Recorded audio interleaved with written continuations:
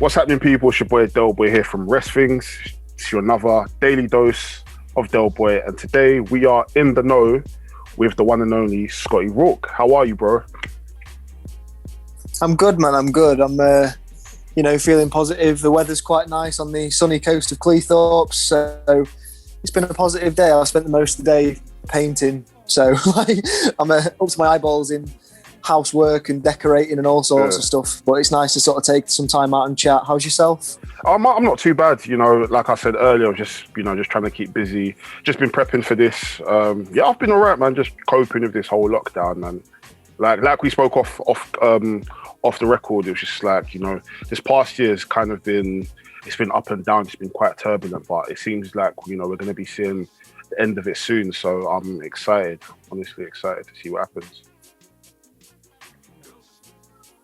Yeah, me too. Like, as I say, I don't know how much faith I put in sort of like this sort of roadmap that's come out. And I think everything that's said at the minute you need to take with a pinch of salt, but it's good that there's been some progress and that they can sort of confidently put out there that they have plans to ease things back into normal life. Yeah, no, definitely. Especially like, seeing videos online of like countries like China and Australia and New Zealand where, they're completely off lockdown and they've been, active the last few months. For the past few months, and, they've been able to go to concerts and, they've been able to have like crowds back at wrestling shows. So, it's like, that's one thing I definitely miss. I do definitely miss being at shows.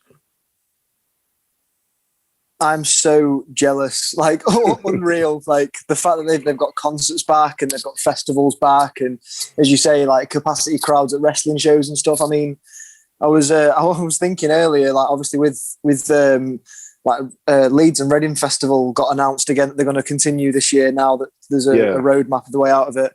I forgot how many gig tickets I've got that have now been like rearranged. I think I've got like 4 or 5 different concerts that like I should have seen already, but that are coming up in the next sort of like 6 months or so. It's mad.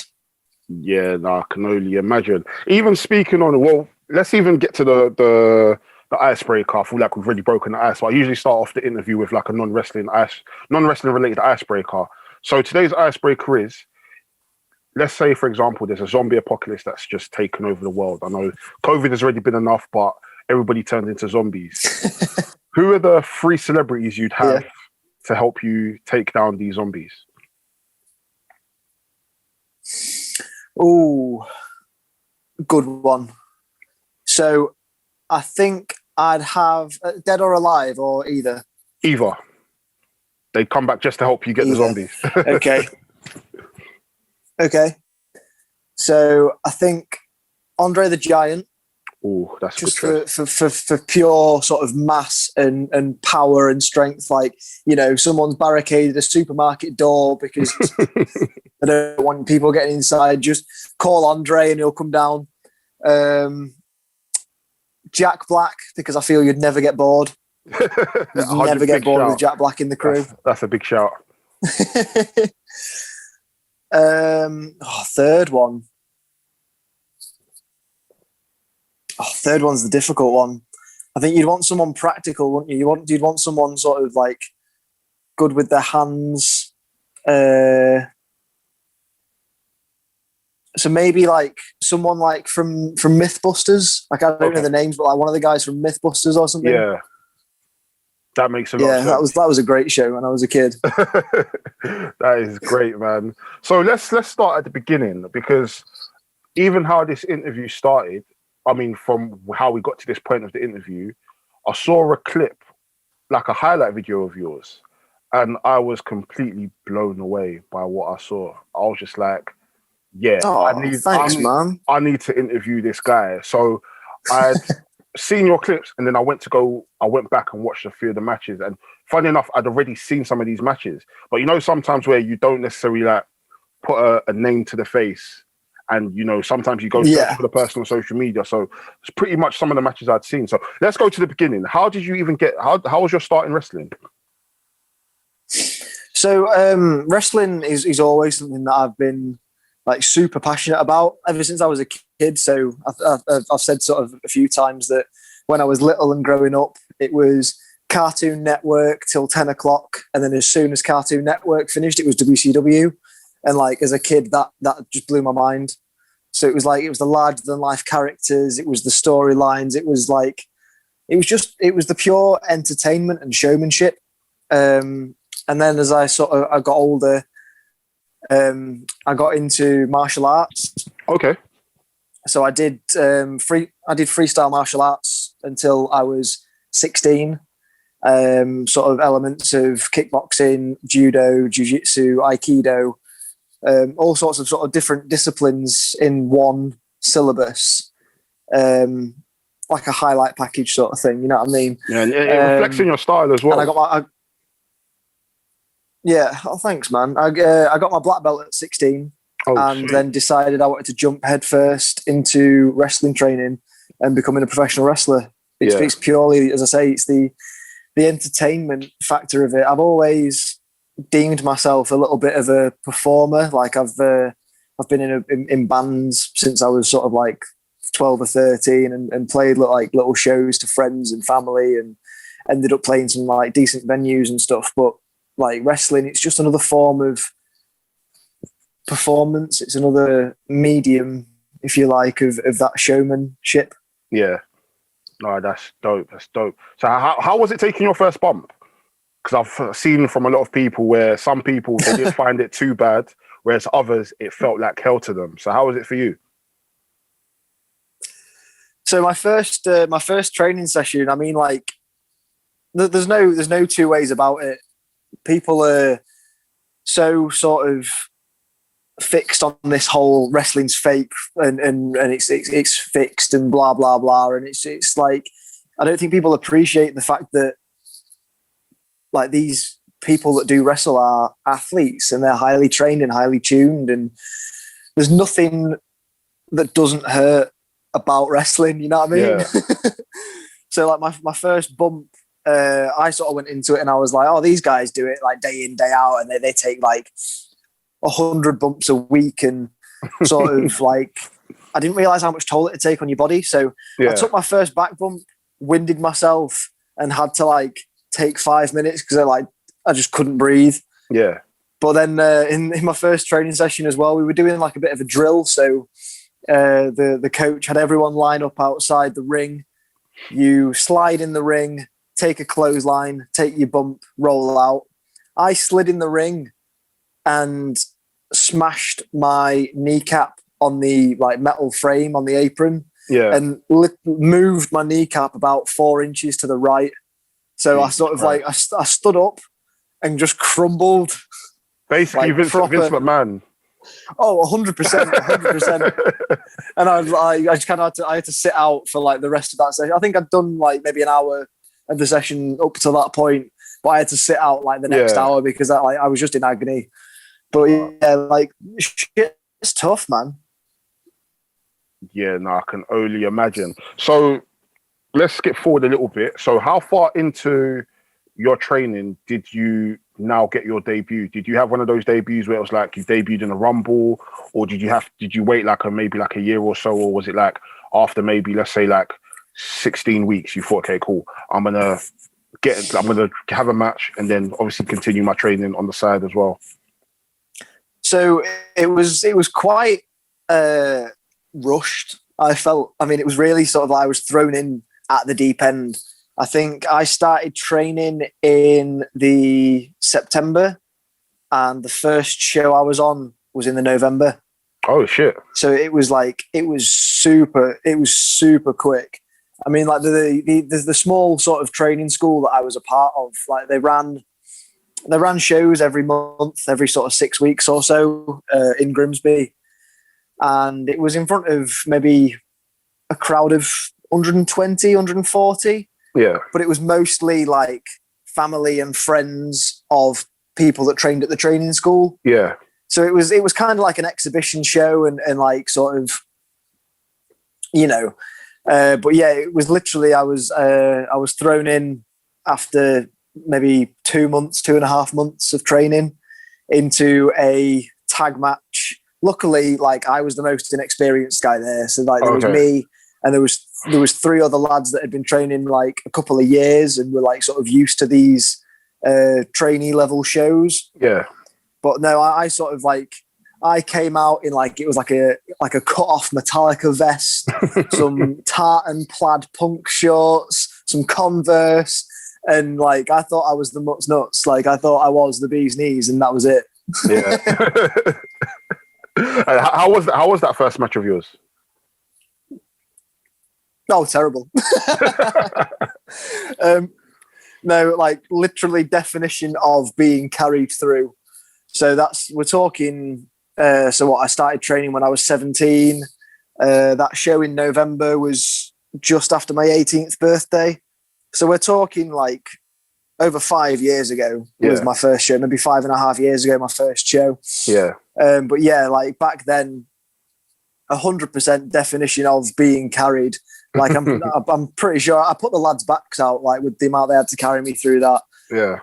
Even like stupid stuff like coming out, and obviously as a wrestler, you're putting on a show, you come out, you sell out to the crowd, you G them up.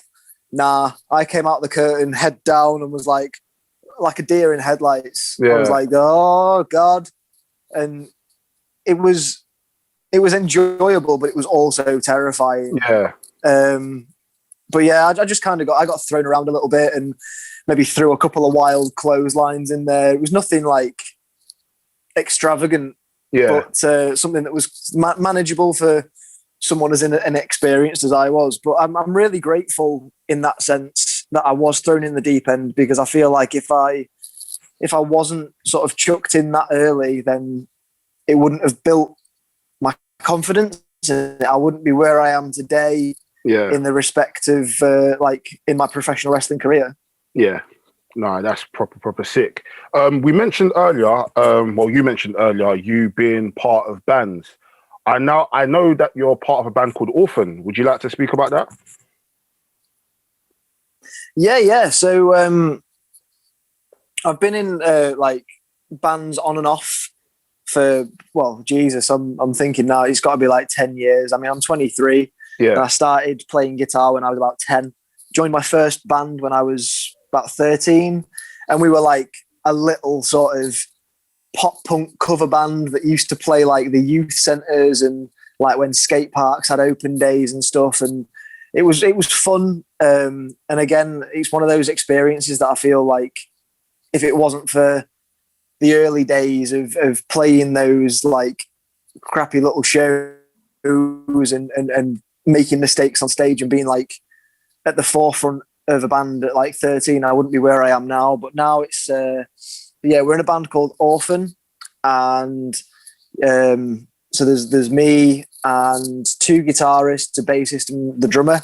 I'm the front man, and we write songs that we enjoy, and it's the first time that I've genuinely sort of been really happy with the music that we're making. It's obviously it's mostly all original stuff. Yeah. But we started last February, which has been a difficult time because obviously we went straight into lockdown in March. So we haven't had the opportunity to get out there and gig and make the connections and stuff like that. So we've really been concentrating on the sort of stuff that we can do like behind the scenes. So at the time I was living with my guitarist when we first went into lockdown. Yeah. And just in this last year, like through stuff that we can record and do at home, like we've managed to put out 3 singles. Oh, that's sick. So it's been wicked like this past year, even to the point where when the rules were sort of relaxed and we were in like tier systems and we were at the point where, you know, you could mingle in a group of 6. Yeah. That's when we decided to like record our first music video. Oh, sick. How did that go? There was 6 of us and it was really, really good. It was fucking cold, man. Yeah. But like it was like so my drummer, the drummer of the band's got his own like warehouse where he runs like small band practices and stuff for local bands. So we used that space in the warehouse, and like I've got like my friend who does photography and cinematography, So it's all really kept like in house. Like we record like in our own homes, send it to the guitarist. He like mixes and masters everything, and he's phenomenal at what he does. And then the drummer, as I say, he's got his own like warehouse where we can practice and where we can film stuff. And then our best mate of the band is like the photographer and cinematographer. So it's really nice, and it's like a little family. So it was really cool to sort of have that experience, to be able to like put faces to the band through like the video and through pictures and stuff.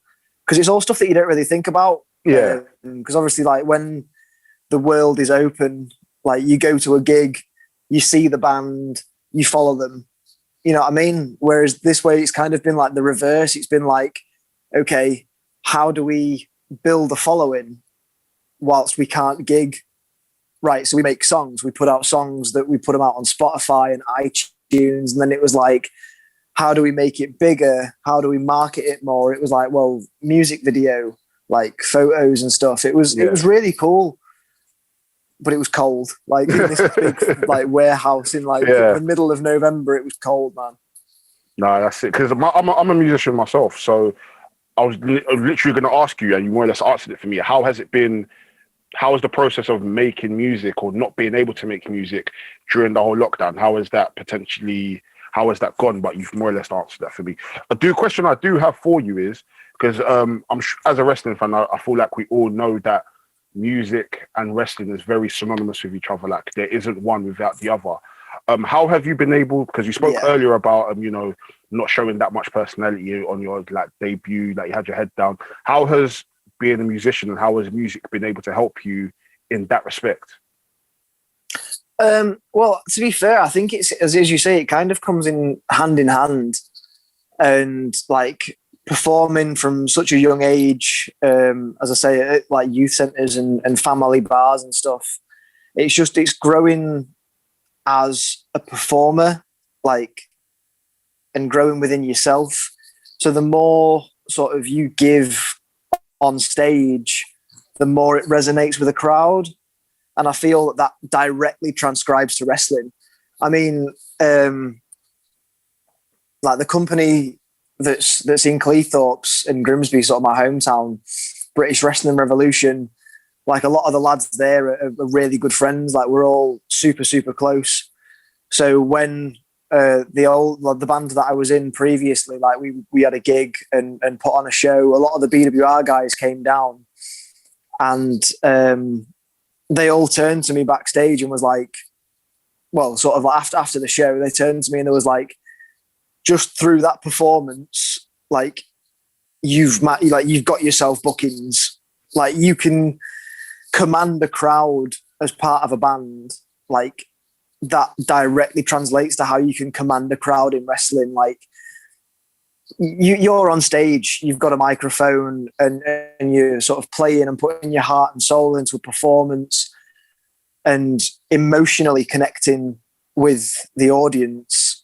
Like that, as I say, it directly translates to wrestling, be it promos, be it in your performance. I mean, how many times have you been to a show, been to a gig, and the front man has been like, let me see those hands in the air, and like the entire crowd just goes wild, or like, let me hear somebody scream, and it's deafening.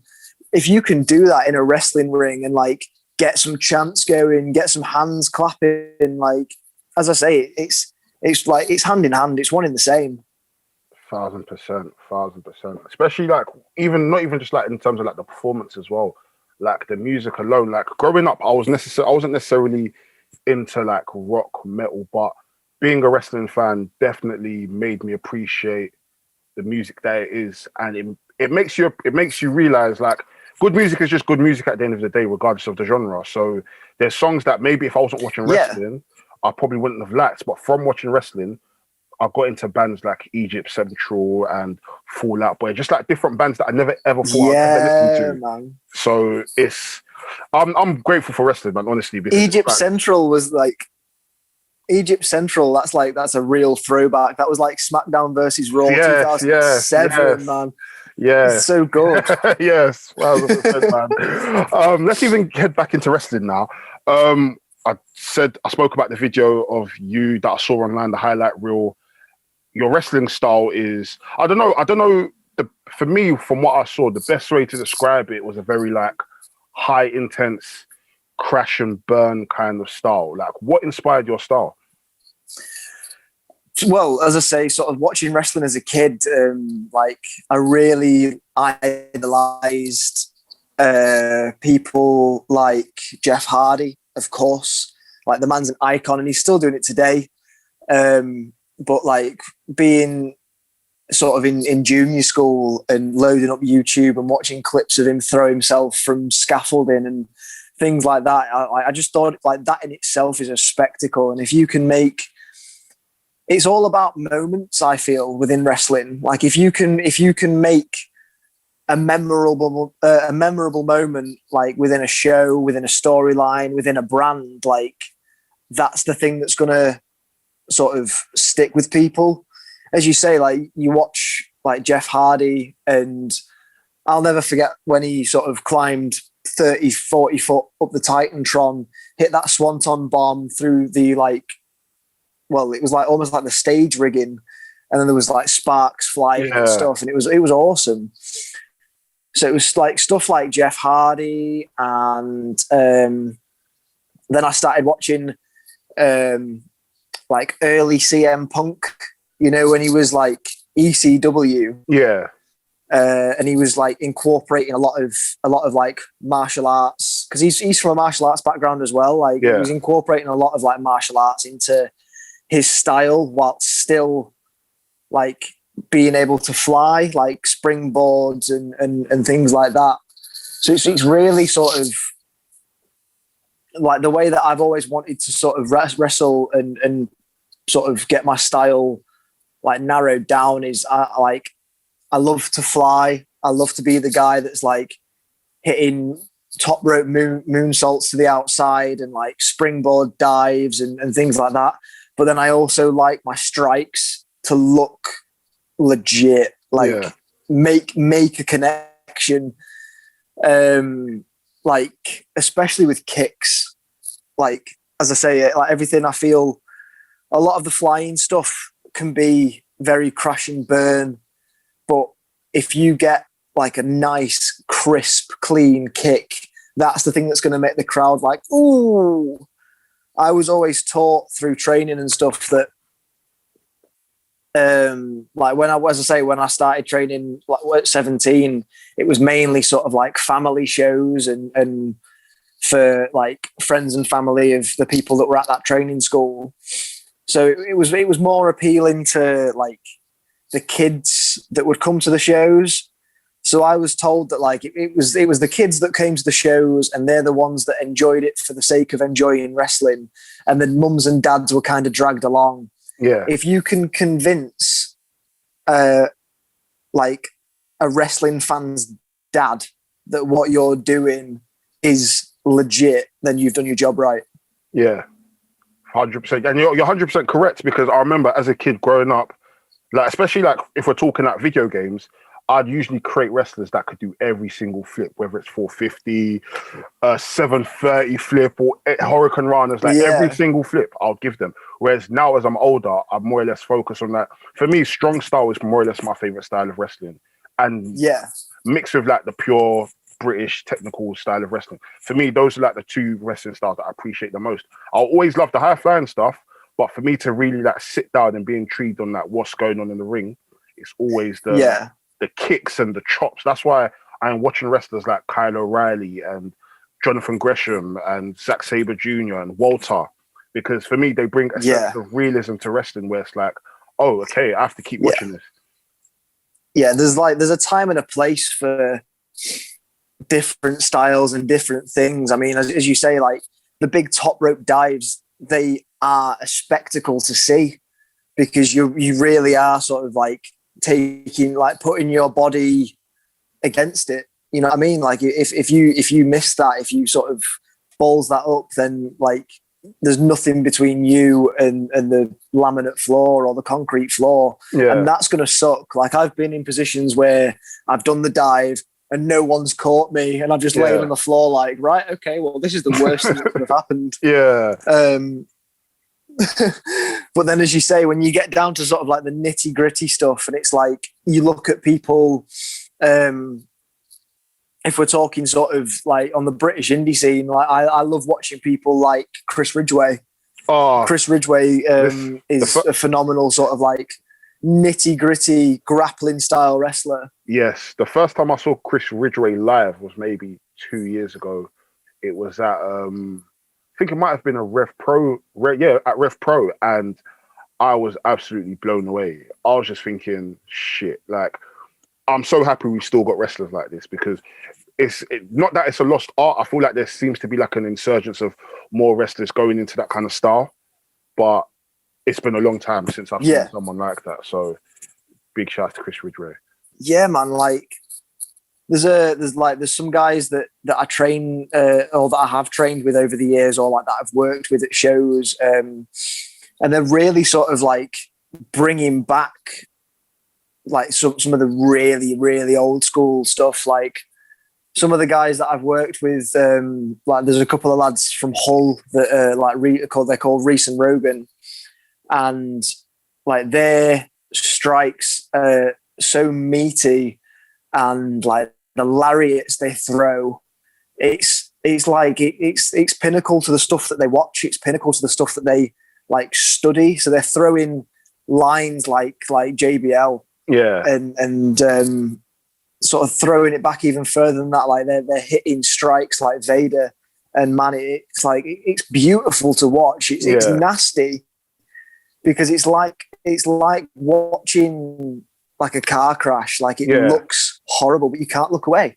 Yeah, definitely. And I don't know, I can only speak as a fan, but from someone that watches this, I could understand why some people might see it as like, oh, this wrestler's working stiff. But on the same breath, I mean, it's two people putting on a show together. Wouldn't, if someone strikes you hard, it's to entertain the fan. Wouldn't you want it to be a thing of, you know what, I can hit just as hard as you, or even harder, just for the sheer fact of, you know what, the crowd are into it.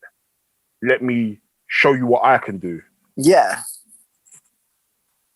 It's 100% about elevation, man. Like, as I say, I've sort of like grown up enough to know the difference between, right, this person's hit me really stiff and this person works snug.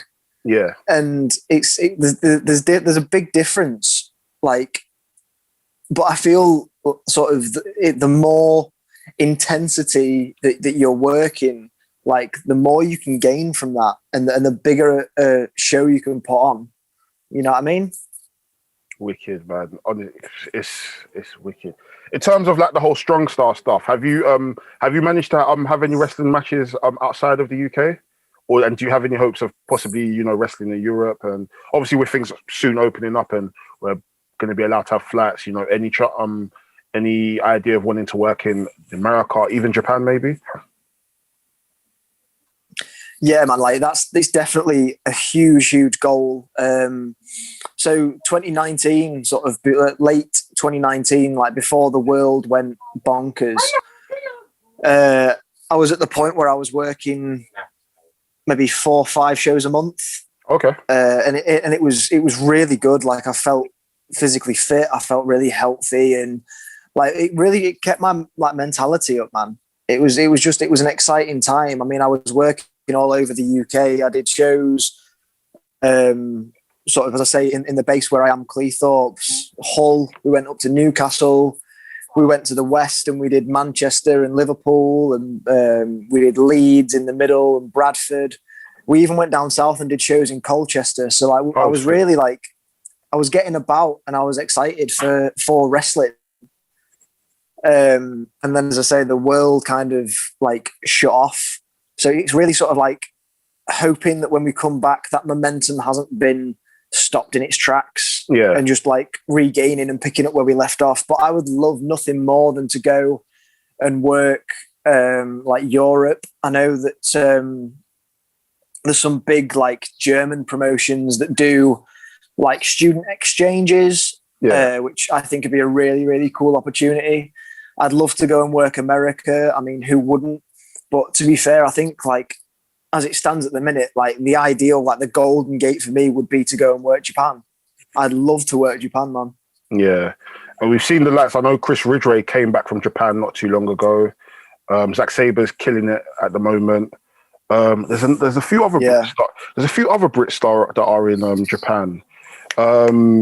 Yeah, you've got like Chris Brooks and Drew Parker. They've absolutely killed it out there. Exactly. So I mean, the British are coming, so that's the most important thing, man. Honestly, it's, a match that I definitely wanted to talk to you about was, for me, it was Rawk and Cole versus two British legends, Johnny Storm and Jody Flash.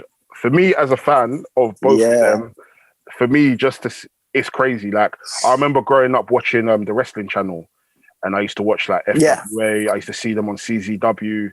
And for me, it was kind of like, growing up at that point, for me, it was a bit foreign to me watching British wrestling because I'm so used to like WWE, WCW. I started watching TNA around that period as well. So seeing British wrestlers and seeing them like be seen as stars, for me, it was kind of like, oh shit. And then just seeing them matches together, it was like, what the hell am I watching? Like, I didn't even know this kind of stuff was possible in this country, because I'd been to like the Butlin shows and I'd been to, you know, a few of the local shows, and I didn't really think anything of it.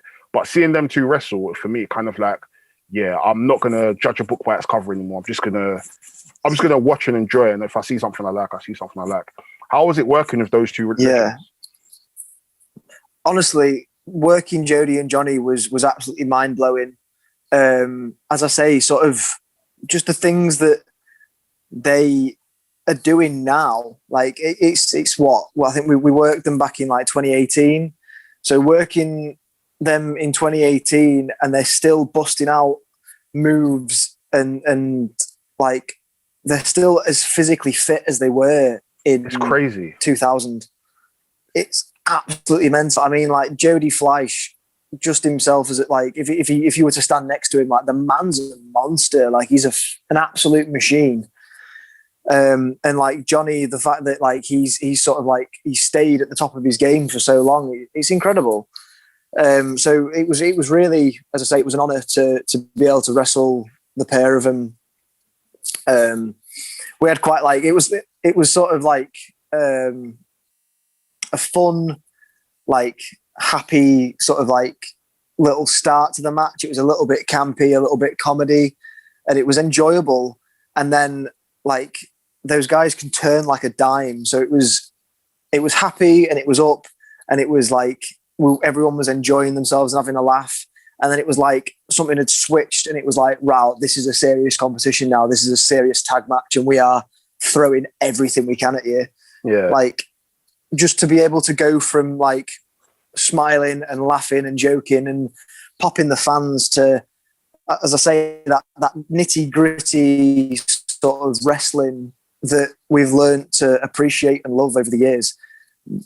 It was incredible. As I say, it was like something switched in their heads and in our heads, and it was like, right, now it's go time. Now we go. And like it's the fact that they've been able to bring that excitement and that intensity still to this day. Like they must have been working for 20 years, 25 years at least each. Yeah. Like it was just brilliant. And as you were saying about like seeing guys like that in the UK as stars, it really does open your eyes. Because I mean, like as you say, when you're a kid and you're watching WWE and you're watching WCW, you see the adverts for like WrestleMania tour, and like Raw and SmackDown will do the tours across the UK, and they'll like sell out big arenas. And you go and watch it, and it's great. It's like watching a concert. Like it's a spectacle. But then to take away from that and to watch like independent wrestling and watch independent companies and sort of smaller like level guys that haven't had that big break to really give it all they've got. Like it's almost like a lot of the UK guys have got a hell of a lot that they want to prove, And it's that fire, it's that passion, and it's that hunger that I think really sets it aside to the rest. Yeah, no, definitely. Like, it's just crazy to see how they've evolved over the years, but then at the same time, they haven't missed a step. Like, Jody Flash is even bigger than he was. Johnny Storm, even though he's lost the hair, but he's still the same. You know, he still has that same intensity to him. So yeah, man, it's crazy, man. Honestly, like, just I remember, like, during that match, I was just in awe because, I mean, like, as I say, these guys have been working for like 20 plus years, and they are phenomenal athletes. Like, I remember being on the outside. I'd just hit a dive and taken out Johnny, and then there was me and Johnny on the outside, and Jody, like, quick as a flash, just jumps onto the apron, hits that huge, like, top rope springboard moonsault to the outside, and I was like, how does this man move like that? And I think I was just there like, how? And then he hit me, and I was like, shit, right, okay. No, it's crazy because I'm just reminiscing about some of the, like, certain moves that he used to do, like, back in the day. It's like, even like the springboard DDT that he used to do, and just some of the moves that I used to see, I was just thinking, this is absolutely unreal. Like, it absolutely makes no sense. But the fact that it's coming from someone from here, it just adds a bit more pride to it, because it's like, yeah, this is our own that's doing this. And just to see him go over to the States and, you know, kill it in CZW. I know he had a few appearances with Ring of Honor, and it's just like, this is absolutely nuts. Like, this is, like, it's fair to say that both of them were way ahead of their time. Absolutely. Yeah. And I feel like it's a real shame that, like, we've got things like NXT UK now, because if we had NXT UK like 20, well, even 10 years ago, like, those guys would be like the gold standard. Like, there is no doubt in my mind that they would be champions within NXT UK as soon as they step foot in the door. 1,000%. It's great for sort of guys like myself and for people that are coming up through the ranks now, because we've got something that we can strive for, and it's like we can see the gates, and it's just getting to the gates. But as I say, like, back in the day, there was nothing for sort of British guys, apart from, as you say, when like Ring of Honor came to the UK and needed some British guys, or when WWE came to the UK and needed some British guys, or anything apart from that. It was a case of, right, you want to be a wrestler, you fly to America. Yeah, exactly. It's like, I think I'm so grateful for the opportunities that we've got now. Yeah, no, definitely. I feel like it's just only upwards and onwards from here. Like, we've seen, and especially with NXT UK now, it's kind of like, as soon as you've gotten there, it's like, you know what? It's now just being able to choose whether you want to stay in NXT UK after some time and then go to NXT, or, you know, with NXT UK having, or with WWE and NXT having their relationship with like WXW and Progress, ICW, you still kind of got those pathways of, you know what, if I still want to do some, you know, work with some British guys in these companies, I could still go over there as well. So there's so many options now for wrestlers in the UK, and there's so much to strive for, where going straight to Raw or SmackDown doesn't necessarily have to be your goal. You could still end up on WWE Network with either being on Progress, being on ICW, going to Germany to do WXW, and who knows soon. I mean, there's been talks of WWE now starting a Japanese promotion soon, a promotion in Mexico. So it's only, the possibilities are endless with them at this moment. Yeah. I mean, like, wrestling was huge. Like, wrestling was absolutely huge in like the 80s and the 90s. As you say, you had like the Attitude Era, and it was cool to like watch wrestling. It was cool to be Stone Cold and like flip off your boss. It was cool to sort of run around and like crotch chop and shout suck it. Yeah. But I genuinely feel like it's grown so much more than what it was. Yeah. Like, it might not feel as big as like your Hulk Hogan's and your like Dwayne The Rock Johnson, because they are like the biggest fucking stars. But it's like an empire now. Yeah. It's ridiculous. Like, I think the best way of describing it is like WWF and WWE in the 80s and 90s was a kingdom. but wrestling in 2020 and 2021, it's become an empire. Like, it's all over the world. Yeah, literally. You've more or less nailed it on the head. That's the only explanation I can really give it. Yeah, definitely. Before we round up, this has been you've given me so much with this interview. I appreciate it so much. We do something called Set the Scene, but I'm going to switch it a little bit because we know we're going to be free, hopefully, June 21st. If Boris doesn't, say go at home, but stay home, take the train, but don't take the train. You never know with him. I'm going to kind of switch the scenario this time. So you're just basically going to fill in the gaps for me. So, hi, my name is Scotty Rawk. By the time 2021 is done, I want to have wrestled I want to have wrestled as much as I can for anywhere and everywhere across the country. I am Scotty Rawk, and the person I would like to face, the people I'd like to face by the end of 2021 are Chris Ridgway, Big Guns Joe, Ethan Allen. Yeah, just off the top of my head. I'm Scotty Rawk, and by the end of this year, I would love to have one X belt. Sorry, you broke up then. What is that? I'm Scotty Rawk, and I would by the end of this year, I would like to have won this belt. The BWR Cruiserweight Championship. Sweet.